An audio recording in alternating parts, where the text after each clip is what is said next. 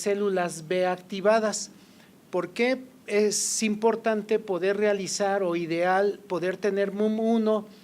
CD10, BCL6 y BCL2? Es porque los linfomas centrogerminales van a tener una mejor respuesta a las terapias estándar que tenemos que los linfomas de células B activadas, en los que probablemente habrá que hacer una intensificación en el tratamiento para poder obtener resultados mejores. Aquí tenemos algunos ejemplos. Aquí tenemos un linfoma inmunoblástico, donde pues es relativamente sencillo, son células muy grandes con nucleolos muy prominentes, una difusión dispersa o difusa. Los anaplásicos ya nos cuestan más trabajo porque pueden incluso ser confundidos con problemas reactivos o hemofagocitosis, y pues lo que más importa aquí es la expresión del inmunofenotipo. BCL2 es uno de los marcadores más importantes para poder identificar a estos linfomas, sobre todo por el sitio de expresión. BCL2 va a tener una expresión intracelular, CEMIC también, y cuando medimos CD20 y eso debemos tener precaución de que el marcaje sea en la superficie de la célula. De manera retrospectiva se han hecho los microchips para poder identificar o diferenciar a estos dos tipos de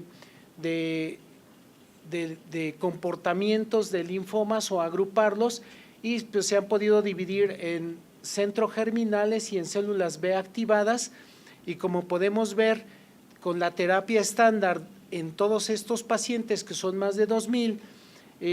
existe una diferencia en cuanto al resultado con la misma terapia. Entonces vamos a tener un mejor pronóstico con los pacientes que sean centrogerminales que los que son de células B activadas.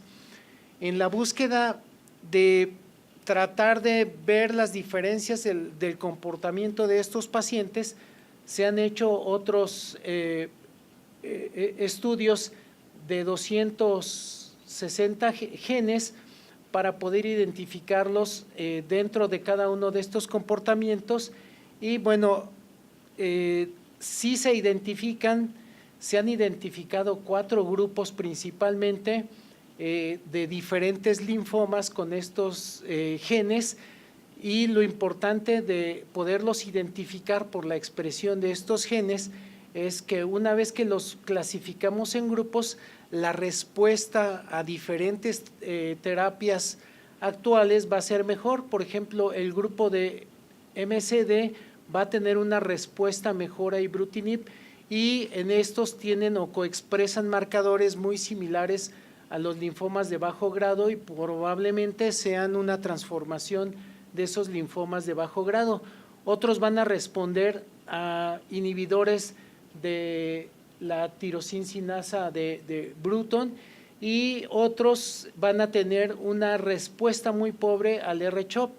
Desafortunadamente, todos estos marcadores que tenemos pues se han hecho de manera retrospectiva y no se pueden hacer de manera instantánea o en el momento del diagnóstico.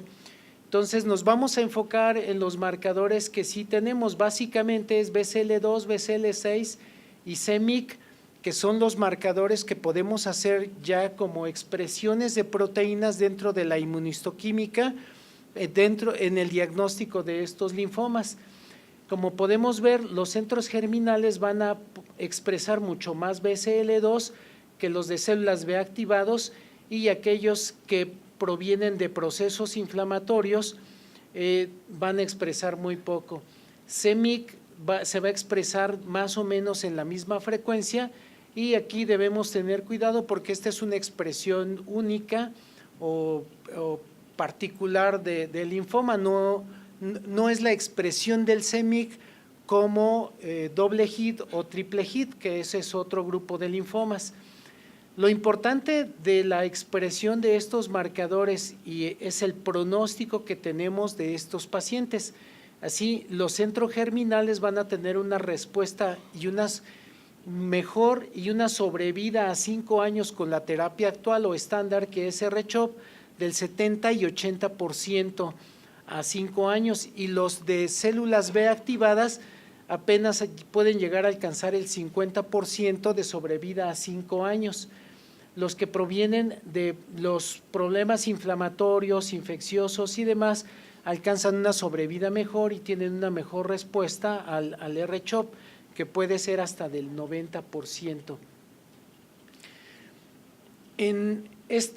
Son unas curvas de sobrevida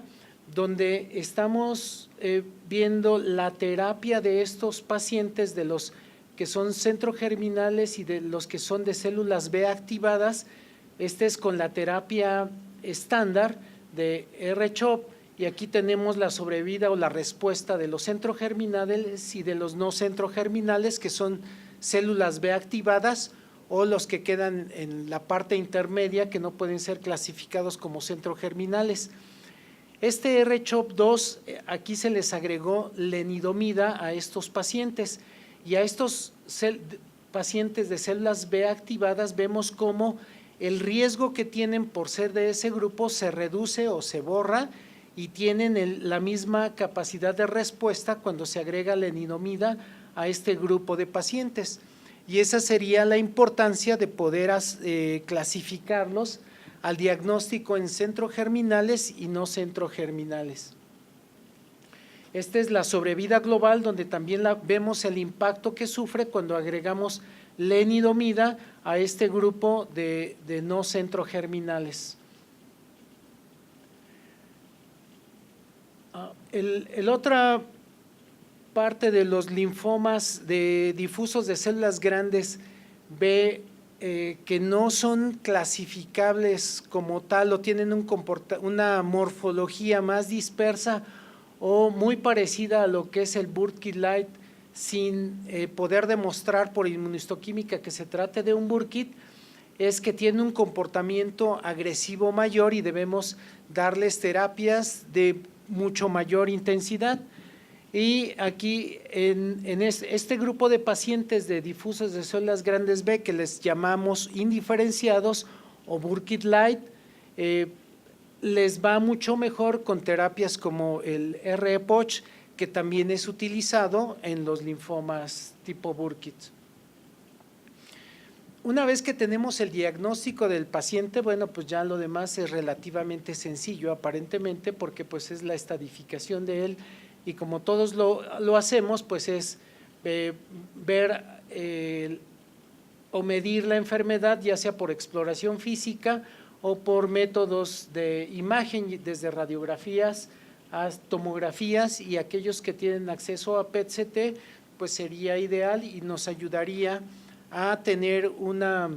mejor estadificación en estos pacientes, pero debemos tener el cuidado de que dentro del diagnóstico de la inmunohistoquímica podamos contar con el Ki-67, porque si estos están arriba del 50, 60 o incluso hasta el 80%, pues el PET-CT nos va a ser muy útil, pero cuando tienen expresiones muy bajas debemos tomar con reserva el PET-CT.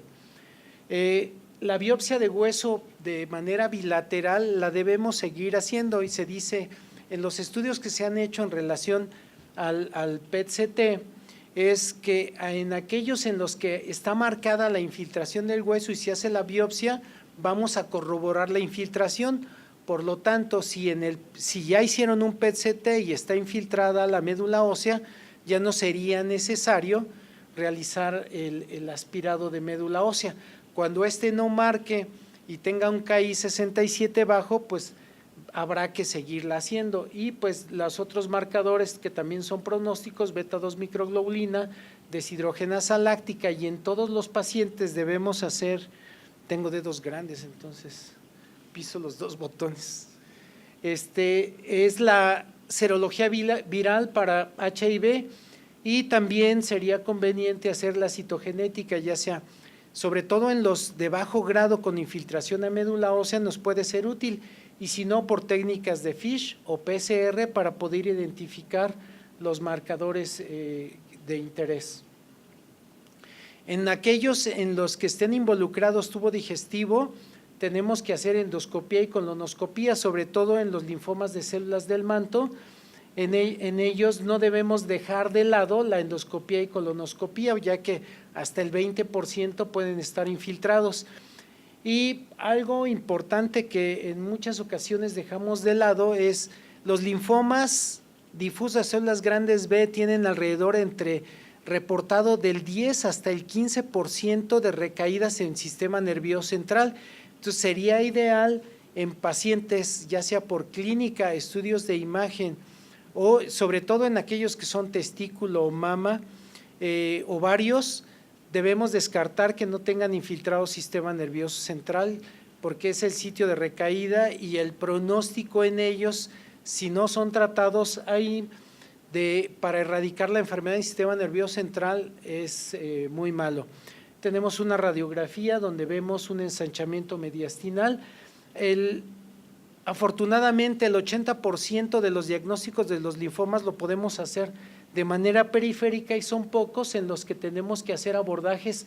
de biopsias guiadas por tomografía o quirúrgicas porque están en sitios diferentes, son implantes pulmonares, el derrame pleural, a veces los encontramos en columna y tenemos que hacer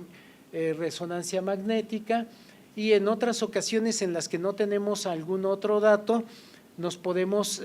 apoyar por el PET-CT para poder guiar la biopsia ante la sospecha y poder corroborar el diagnóstico. El PET-CT, aquí vemos una curva ROC con diferentes